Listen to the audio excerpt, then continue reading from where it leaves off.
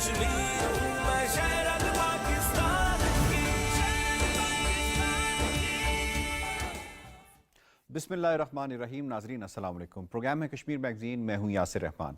नाजरीन, आज के प्रोग्राम में हमारे 3 मौज़ूआत होंगे। पहले मौजू में हम बात करेंगे लद्दाख के हवाले से, जहां लेह और कारगिल के इस वक्त भारत नवाज ही जो उनके रहनुमा हैं वो इस वक्त रोडों पर हैं, वो एहतजाज कर रहे हैं, वो प्रोटेस्ट कर रहे हैं। और वो प्रोटेस्ट किससे कर रहे हैं? वो प्रोटेस्ट इंडियन फासिस्ट गवर्नमेंट से कर रहे हैं, उन वादों के ऊपर कर रहे हैं जब इन्होंने इसे यूटी में तब्दील किया तो वादे किए गए कि आपको हम स्टेट हुड का दर्जा देंगे। अब इतना बड़ा मजाक उनके साथ किया गया कि 3 लाख की आबादी है, 2 ज़िले हैं, उसके ऊपर उन्हें स्टेट हुड का दर्जा दिया जाएगा। इसके ऊपर बात करेंगे कि जनाब वो तो बड़ी बगलें बजा रहे थे लद्दाख के कुछ लोग, कुछ एक छोटा सा सेगमेंट बड़ी बगलें बजा रहा था कि जी ये जो आर्टिकल 370 और 35A ख़त्म हुआ है तो हमें असल मानों में आज़ादी मिल गई है और हम अब खुशहाली की तरफ गामजन हैं। तो क्या वजह है कि अब वो एहतजाज कर रहे हैं? और वो कमेटी जो कि नरेंद्र मोदी की बनाई हुई इंडियन फाशिस्ट रजीम की कमेटी है, जो दिल्ली से आई है, वो उससे बिल्कुल इनकारी हैं और वो बिल्कुल उस कमेटी का हिस्सा नहीं बन रहे। आपको बताएंगे और ख़ास तौर पे उस शख्स के बारे में बताएंगे जो पहले बीजेपी का था, मिनिस्टर भी रहा है और वो इस वक्त जो है बीजेपी के खिलाफ क्यों हुआ है। दूसरे मौजू में जब हम जाएंगे तो भारत के अंदर जो इस वक्त अक़लियतों के साथ सलूक किया जा रहा है उस हवाले से बात करेंगे। हम दलितों के हवाले से तो बात करते रहते हैं, मुसलमानों के हवाले से भी बात करते हैं, लेकिन वहाँ पे जो क्रिश्चियंस के साथ हो रहा है, उनके जो चर्चेज़ हैं उनको तोड़ा जा रहा है, जो उनकी बेइज्जती की जा रही है, उनकी जो मजहबी शख्सियात हैं उनकी बेहुरमती की जा रही है, बेइज्जती की जा रही है, उन्हें सरेआम मारा पीटा जाता है। इस पर बात करेंगे और दुनिया इसके ऊपर क्यों खामोश है, जबकि 2022 का जो पूरा साल है वो भारत में मजहबी अक़लियतों के लिए बदतरीन साल करार दिया जा रहा है इंटरनेशनली। इसके ऊपर एक्शन क्यों नहीं लिया जा रहा? और प्रोग्राम के जब तीसरे हिस्से में हम जाएंगे तो हम बात करेंगे भारत में जो मामला शुरू हुआ जनूबी रियासत से उनकी, और वहाँ पे जो मुसलमान बच्ची का मामला सामने आया जिसको हिजाब के ऊपर कहा गया कि हिजाब उतार कर स्कूल के अंदर आए, तो ये मामला फिर वहाँ से स्कूल कॉलेज से शुरू होता है, फिर उनकी अदालत में जाता है और अदालत भी ऐसा मुतनाज़ा फ़ैसला करती है जिसके बाद जो है वो इस वक्त जो सूरत हाल सामने आई है कि 50% से ज़ायद वो मुसलमान बच्चियाँ, वो तालिबात जो हैं, अब उनका जो एडमिशन है वो गवर्नमेंट कॉलेजेस स्कूल्स के अंदर नहीं जा रही। ये रिपोर्ट सामने आई है और ख़ुद इंडियन अखबार इसके ऊपर बात कर रहे हैं। या तो अब वो घरों में हैं, तालीम से महरूम हो चुकी हुई हैं, या फिर वो महंगे प्राइवेट स्कूलों में दाखिला लेने पर मजबूर हैं। किस वजह से? कि उन्हें उनके मज़हब के मुताबिक हिजाब पहनने की इजाज़त हिंदुस्तान की ये फाशिस्ट गवर्नमेंट नहीं दे रही। इस पर बात करेंगे जनाब। सबसे पहले मेहमानों से तारुफ करते हैं। जनाब आज हमें ज्वाइन किया है टेलीफोन लाइन के ज़रिए सईद यूसुफ नसीम साहब ने। आप सीनियर हुर्रियत रहनुमा भी हैं और बड़ा ज़बरदस्त लीगल माइंड भी है। इश्तियाक हमदानी साहब ने हमें all the way from Moscow से ज्वाइन कर रहे हैं और आप सीनियर एनालिस्ट भी हैं और अपना भी एक जो ऑनलाइन अखबार है उसको रन करते हैं। डॉक्टर सलमा मलिक साहिबा ने हमें ज्वाइन किया है। आप इंटरनेशनल अमूर की माहिर हैं। डॉक्टर साहिबा बहुत बहुत शुक्रिया, आपने हमें वक्त दिया है टेलीफोन लाइन के ज़रिए। सैयद यूसुफ नसीम साहब, इससे पहले मैं आपसे सवाल पूछूं, ज़रा पहले हाल अहवाल बता देते हैं। आर्टिकल 370 के खात्मे के वक्त जो बगलें बजाई जा रही थी एक छोटे से सेगमेंट की जानिब से लद्दाख में, और उनके रिप्रेजेंटेटिव जो नाम नेहाद कठपुतली जो उनकी इंतजामिया है उसका रिप्रेजेंटेटिव था, वो क्या कह रहा था, आपको सुना देते हैं। सभापति महोदय, आज भारत के इतिहास में वह दिन है जो गस्तियां पंडित जवाहरलाल नेहरू जी के लीडरशिप में कांग्रेसों ने किया, उस गस्ती का एक रेक्टिफिकेशन होने जा रहा है और हम सब इसका स्वागत करते हैं। बहुत सारे लोगों ने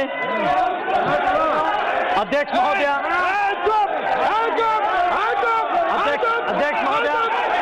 बोलने दीजिए, आप लोगों का मैंने सुना, बहुत बोला आप लोगों ने बोला, बैठिए, बोलने दीजिए,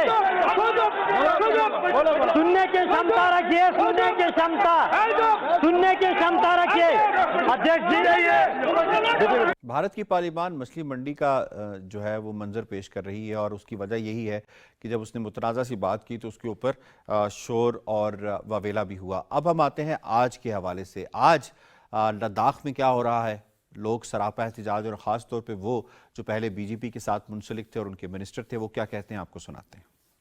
हमें बेवकूफ़ बनाने की कोशिश कर रहे हैं। हम समझते हैं कि ये हम 6 शेड्यूल के हमारे डिमांड और स्टेटहुड के डिमांड के खिलाफ है। लेकिन कहीं कहते हैं कि लेह में ही लोगों की डिमांड थी यूनियन टेरिटरी बनाए। अब 2 साल बाद ही आपने शुरू एजिटेशन किया कि हमें यूटी जरूरत नहीं, अब स्टेट दीजिए, तो फिर क्यों आप मांग रहे थे यूटी? वही कह रहा है ना, हमने देखा कि ये ठीक तरह से चल नहीं रहा और जो हम सोचते हैं वो है नहीं। ये आप नहीं सोच, हम जो सोच रहे थे, ये गलत नहीं था कि जो जम्मू कश्मीर का बंटवारा हुआ और आपको यूटी बनाई गई। अब आज के हालात में तो हम कह सकते हैं कि इससे तो पहला वाला ज्यादा बेटर था। हमें बेवकूफ़ बनाने की कोशिश कर रहे हैं। हम आज के हालात में हम कह सकते हैं इससे पहला वाला ज़्यादा बेहतर था। जनाब सैयद यूसुफ नसीम साहब, फरमाइएगा, लेह के, लद्दाख के, कारगिल के लोगों को अब पता चला है कि उनके साथ तो बहुत बड़ा हाथ हो गया। देखिए, बिल्कुल बजा फरमाया आपने।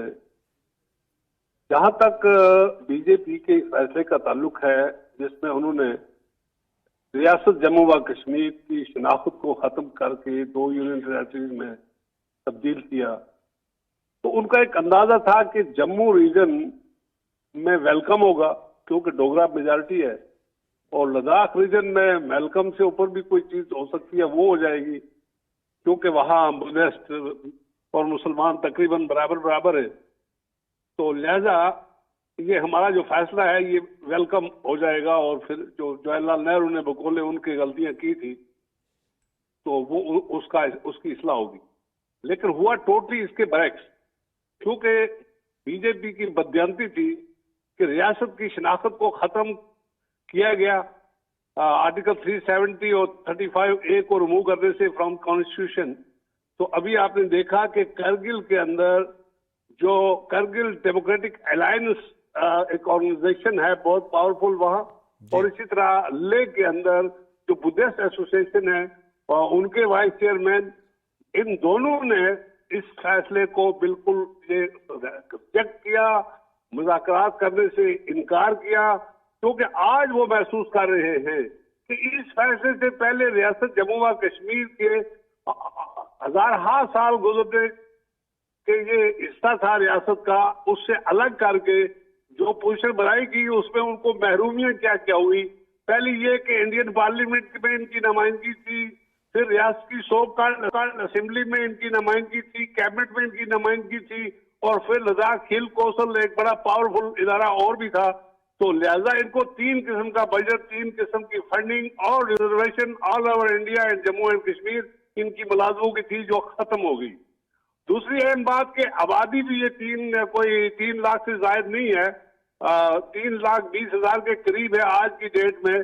तो अगर इनको अलग स्टेट का दर्जा दिया जाए तो ये मुमकिन भी नहीं कि ऐसे हो, इसलिए वो बिजा कह रहे हैं कि उनके साथ धोखा हुआ। अब आप जम्मू में आए तो जब कश्मीरी ने तो कभी इस फैसले को माना ही नहीं, वो उसने कभी हिंदुस्तान के सारे आइन को नहीं माना, लेकिन जम्मू का डोगरा भी कहता है मेरी शनाख्त छिन गई, मेरी मुलाजमत छिन गई, मेरी इज्जत छिन गई, मेरा विकार छिन गया। तो लिहाजा इस फैसले को जो बीजेपी को हुकूमत ने हिंदुत्व डॉक्ट्रिन के तहत रियासत जम्मू व कश्मीर के अंदर फौज की ताकत से रियासत को हिंदुस्तान का हिस्सा बनाने की कोशिश की, इसको वहां पे ऑन ग्राउंड किसी शख्स ने भी तस्लीम नहीं किया। अगर तस्लीम किया होता तो आज 10 लाख फौज आपके घरों के दरवाजे के बाहर बंदूक लेकर खड़ी न होती। ठीक है शाहजी, आपका पॉइंट आ गया। हमदारी साहब, मैं आपको शामिल करूंगा। ये फरमाइएगा कि लद्दाख के लोगों को इस वक्त बात समझ आ चुकी है कि उनका अब अननेचुरल अलायंस है।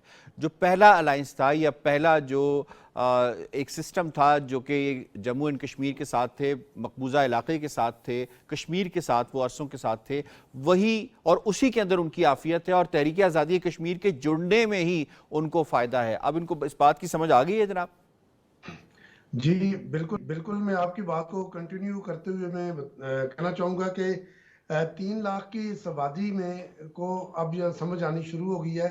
तो लद्दाख के लोगों को समझ आ रही है, जो समझते थे कि शायद हमारा जो दरमियान में कहीं फंसे हुए थे, खसूसन मकबूजा कश्मीर में, उनके लिए बड़ा वाजिया पैगाम है कि भारत का असल जो चेहरा वो क्या है, और भारत के साथ उन्होंने आज 2 साल के अंदर ही देख लिया कि लद्दाख के लोगों के साथ क्या हो रहा है।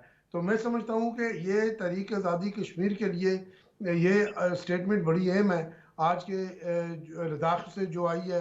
ये जो हम रवैया देख रहे हैं भारत की तरफ से, और ये जब उन्होंने अपनी एक स्टेट को बना के उसके साथ ही ज्यादतियां शुरू कर दी हैं, तो जो जबरन जिसको उन्होंने काबज कर रखा है मकबूजा कश्मीर का, तो उसका हिस्सा अगर उनके पास आए तो वो क्या करेंगे। तो मैं समझता हूँ कि ये कश्मीरी दोनों तरफ के कश्मीरी नहीं बल्कि समंदर पार कश्मीरी जो लोग हैं जो बाहर बैठे हुए हैं, इन सबको इस चीज़ की ज़रूरत को अब महसूस करना होगा कि भारत का असल चेहरा खुल के आ गया है। अब कश्मीरियों के लिए भारत के साथ जाने का कोई रास्ता बचा ही नहीं। जो कि यूनाइटेड नेशन की जो हम करारदादों की बात करते हैं तो उनके अंदर तो एक ऑप्शन है, लेकिन अब कश्मीरी समझ जाएंगे कि अब इस ऑप्शन ये ऑप्शन बिल्कुल कोई ऑप्शन है ही नहीं है। तो यकीनन ये एक लद्दाख की तरफ से जो चीज़ आई है, जो लोगों ने दिखाई है, वो ज़्यादा आलमी सतह पे ज़रूरत इसकी है कि इसके बारे में बात की जाए, और ये बड़ा अच्छा इनिशिएटिव है कि आपने इस पे बात की है। और ठीक है अमदानी साहब, आपका पॉइंट आ गया। डॉक्टर साहबा, मैं आपको इसमें शामिल करूंगा। ये फरमाइएगा कि article 370-35A more than 3 years हो गए हैं, हम देख रहे हैं श्रीनगर में या वैली के अंदर तो लोग सरापा एहतजाज थे ही, क्योंकि वो एक गढ़ है जद्दोजहद आज़ादी कश्मीर का। जम्मू का डोगरा भी बाहर आ चुका है, जम्मू में भी इसको सारे सरापा एहतजाज हैं, उनके तमाम महकमे सरापा एहतजाज हैं। लद्दाख के अंदर भी सूरत हाल इससे मुख्तलिफ नहीं है। तो इंडिया ने असल में आर्टिकल 370 और 35 के खात्मे के बाद से इसने हासिल क्या किया है? जो उसने खाली खुली वादे किए थे, उन वादों को तो ना वो पहले पक्का करना चाहता था और ना वो मजीद करना चाहता है। ये सिर्फ उसका एक इलेक्शन गिमिक था, ये सिर्फ उसका एक जो जिद है मोदी ब्रिगेड की और जो सैफरॉन ब्रिगेड है, तो हर जगह वो अपनी इजारादारी कायम करने के लिए और ये दिखाने के लिए कि उन्होंने आगे क्या करना है, जोरे बाजू से वो हर चीज़ को पूरी कर सकते हैं। तो ये उनका इरादा था। बट उससे ये है कि लद्दाख के जो बुद्धिस्ट थे या जो हिंदू थे, उनकी भी जो है स्टेट ऑफ इकोनॉमिक्स में कोई फर्क नहीं आया सब्सटैंशियल।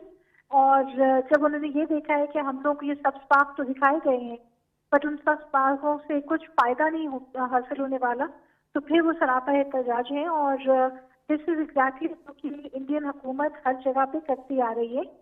उनके पास डिलीवर करने को कॉन्क्रीट कुछ भी नहीं है, बट वो इस्तेमाल कर रहे हैं ताकत को, वो इस्तेमाल कर रहे हैं अपनी चर्ब ज़बानी को, जिसके ज़रिए वो लोगों को अपने झांसे में लाते आ रहे हैं कि हम आपके लिए ये इकोनॉमिक डिविडेंड लाएंगे, वो लेके आएंगे। बट बात बहुत सिंपल है कि आहिस्ता आहिस्ता इन लोगों के ना सिर्फ हकूक ये मारते चले जाएंगे, बल्कि जो सेंट्रल इंडिया है वहाँ से वो लोगों को ला के यहाँ रिलीजियस के नाम पे, इकोनॉमिक सिस्टम के नाम पे, नटशल हम कह सकते हैं कि उन्होंने अचीव कुछ भी नहीं किया। आपका पॉइंट आ गया। अब मुझे प्रोग्राम की दूसरी जानिब क्विकली बढ़ना है जनाब। हम जरा बात कर लेते हैं भारत की, भारत के अंदर बसने वाली अक़लियतों की। और अक़लियतों में अगर हम बात करें क्रिश्चियंस के साथ, तो क्रिश्चियंस के साथ मुसलसल जो है वो डिस्क्रिमिनेशन की जा रही है, उनके साथ इम्तियाजी सलूक किया जा रहा है। अब उनका पुलिस के ज़रिए डेटा इकट्ठा किया जा रहा है ताकि उनका भी मुसलमानों की तरह जेनोसाइड किया जा सके। वहाँ पे जो उनके मजहबी रहनुमा हैं उनके साथ उनकी क्या सलूक है, उनकी जो बीजेपी, आरएसएस और जो इनकी बजरंग दल है वो क्या सलूक कर रही है, आपको दिखाते हैं। बिल्कुल, ये मत समझना पुलिस खड़े तुम जवान लड़ाओगे तो सारे को ठोकूंगी यहाँ, समझ में आया? ज्यादा अगर उतमता दिखाया ना अगर सेक्टर में आकर तो यही गाड़ के रख दूंगी, बता देती हूँ। समझ में आजा आजा आजा। बारात में है तो कहाँ दूर में है, सामने ये लोग कुछ सामने मैं मार सकती हूँ, चिंता नहीं करना, है ना? हाँ, जो रूप रहता है उसको राक्षस बोलते हैं। मार सकती हूँ बिल्कुल, ये मत समझना पुलिस खड़े तुम जवान में आया। ज्यादा उजंडता नहीं दिखाना मेरे पास यहाँ सेक्टर में आके। हाँ, सेक्टर में नहीं आना, बात खत्म।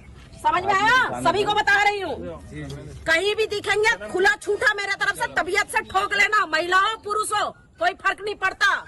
अगर हिंदुत्व को दांव में लगाने आए हो तो मारने के बाद मेरे को बुला लेना, समझ में आया? पकड़ो इसको और चलो थाने में। अरे ये भी उड़ीसा से है, कांटा बांजी। अरे चुप कहाँ रहते हैं इन लोग? तेरे जैसा खटिया रहते कहाँ? ग्रुप में कहाँ पर रहते हो? फुल एड्रेस लिख के हम लोगों को चाहिए, सारा थाना में चलो, जहाँ जहाँ रहते हैं सारा घर खाली करोगे तुम लोग। बचाव के मुद्रा में हूँ। एक चीज बता दूं, अब अगर तू घुसा आरएसएस वुमेन विंग की खातून जिसके साथ पुलिस मौजूद है और पुलिस की सरपरस्ती में एक क्रिश्चियन पास्टर के साथ ये कुछ हो रहा है। हमदानी साहब, how do you see this situation कि इनको सरकार की रियासत की पूरी सपोर्ट हासिल है कि जिस तरह चाहें अक़लियतों के साथ सलूक करें? जी बिल्कुल, रियासत की उनको इसलिए सपोर्ट हासिल है कि मोदी का नाम ही जो है इसके लिए काफ़ी है। और उसमें अगर आप देखें कि एक इंतहा पसंद आम हिंदू नहीं बल्कि एक माध्यू ग्वालकर की एक किताब शायद आपकी नज़र से गुजरी हो, बेंच ऑफ थॉट्स, ये 1966 में शाया हुई थी और 1940 से 1973 तक ये वो इसका सरबराह भी रहा। तो ये मोदी और ये सारे एक ही लोग जो थे और उन्होंने उस वक़्त कहा था कि हिंदुस्तान में आबाद तमाम अक़लियतें खुसूसन मुसलमानों को मकामी जो रस्म रवाज है और तौर तरीके हैं ये अपनाने होंगे। और वो चाह रहे थे कि खुला अपनी जो मजहबी आज़ादी है जो उस या कल्चर है उस पर की तरह नहीं रह सकते। तो अगर वो इस तरह ना रहे तो उन पर ज़मीन तंग कर दी जाए, यानी अंदलस की तारीख दोहरा दी जाए। तो मैं समझता हूँ कि ये जो चीज़ आ रही है सूरत हाल भारत के अंदर, ये क़याम पाकिस्तान से पहले से ये आरएसएस का काम जो है इस पे शुरू हो चुका था और ये उसको स्टेप बाय स्टेप बढ़ाते जा रहे हैं और स्टेप बाय स्टेप बढ़ाते बढ़ाते ये चाह रहे हैं कि जो अक़लियतें हैं उनको बिल्कुल ख़त्म कर दिया जाए।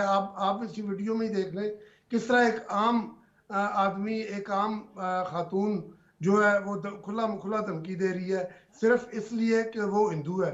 वो उसे कानून की धमकी दे रही है, वो उसे पुलिस की धमकी इसलिए दे रही है कि वो हिंदू है, उसको पता है कि हिंदुओं का कोई कुछ नहीं बिगाड़ सकता, वो उसे सीधी सीधी कत्ल की धमकी दे रही है। तो मैं समझता हूँ कि यकीनन ये रियासत की मिली भगत है, रियासत का इसके पीछे पूरा हाथ है। और गुजरात को आप देख लें, अभी वज़ीर ख़ारजा बिलावल भुट्टो ज़रदारी ने जब वो उन्होंने अमेरिका में जब वो इंटरव्यू दिया उसको आप देख लें, उन्होंने कहा कि गुजरात का कसाई अब कश्मीर का वो कसाई बन गया है। तो ये इसमें तो कोई डाउट है ही नहीं है कि मोदी के होते हुए कि रियासत की इनको जो है वो पुष्टपनाही ना हासिल हो, सही है, रियासत की इनको सपोर्ट ना हासिल हो। ठीक है। सैयद यूसुफ नसीम साहब, सर किस कदर माशरे में पोलराइजेशन हो चुकी है हिंदुस्तानी माशरे में और अक़लियतों का रहना वहाँ पे कितना मुहाल हो चुका है, चाहे वो क्रिश्चियंस हो, मुसलमान हो या फिर खुद इनकी जो सबसे निचली कास्ट जिसको ये दलित कहते हैं वो हों? जी यासर रहमान साहब, जैसा कि मेरा ख्याल है आप भी बड़ी अच्छी तरह जानते हैं कि ये थाट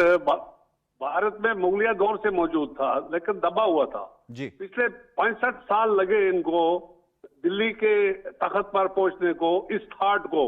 और फिर बीजेपी ने जो कुछ, जिस तरह मेरे भाई हमदानी साहब भी कह रहे थे, जिस तरह बीजेपी ने गुजरात के अंदर किया, इसी वज़ीर आज़म ने जो इसको हिंदुस्तान का है, और उसके बाद जो कुछ इसको पूरे इंडिया के अंदर हो रहा है, और फिर कायदे आज़म का कांग्रेस से अलग होके ममलकत खुदाजाद पाकिस्तान का जो डिमांड करनी है, तो ये थाट उस वक्त भी इसी थाट ने मजबूर किया कायदे आज़म को एक अलग मुल्क लेने के लिए। तो लेकिन अब जब ये दिल्ली के काबिज हो गए हैं, कांग्रेस में कुछ थोड़ा फर्क था उस लिहाज से कि वो डेमोक्रेटिक सेटअप या इस डेमोक्रेसी को मानने वाली जमात थी किसी हद तक। लेकिन इनका ये अंदाजा आप करें कि जिस शख्स ने हिंदुस्तान को आइन दिया, डॉक्टर अंबेडकर, उसका स्टेच्यू उन्होंने मुंबई से उठा के समुद्र में फेंक दिया, तो ये शेड्यूल कास्ट शख्स किस तरह बाबा आइन हो सकता है हिंदुस्तान का? तो ये बात बिल्कुल दुरुस्त है कि इस वक्त माइनॉरिटी जितनी भी है, मुसलमान सबसे बड़ी माइनॉरिटी है इंडिया के अंदर, फिर उसके बाद क्रिश्चियंस है, दलित तो 50% हिंदुस्तान के लोग हैं जिनको ये हक ही हासिल नहीं कि वो मंदिर में जाके पूजा करें, जिनको ये हक ही नहीं कि जहां ब्राह्मण पानी भरता है वहां से पानी भरे। तो ये सारी चीज को इकट्ठा करके फौज को अपने हाथ में लेके एक किस्म का ये हिंदुत्व डॉक्ट्रिन के तहत इन्होंने दिल्ली के पर कब्जा किया है, तख्त पर, और आप ये सारे हिंदुस्तान में ऐसा कर रहे हैं। सही है, आप ये कह रहे हैं कि इनको रियासती मदद भी हासिल है जिसकी वजह से ये सारा कुछ हो रहा है। क्विकली डॉक्टर सलमा साहिबा ये फरमाइएगा sir, international community, madam international community जो है वो तो ये देख रही है,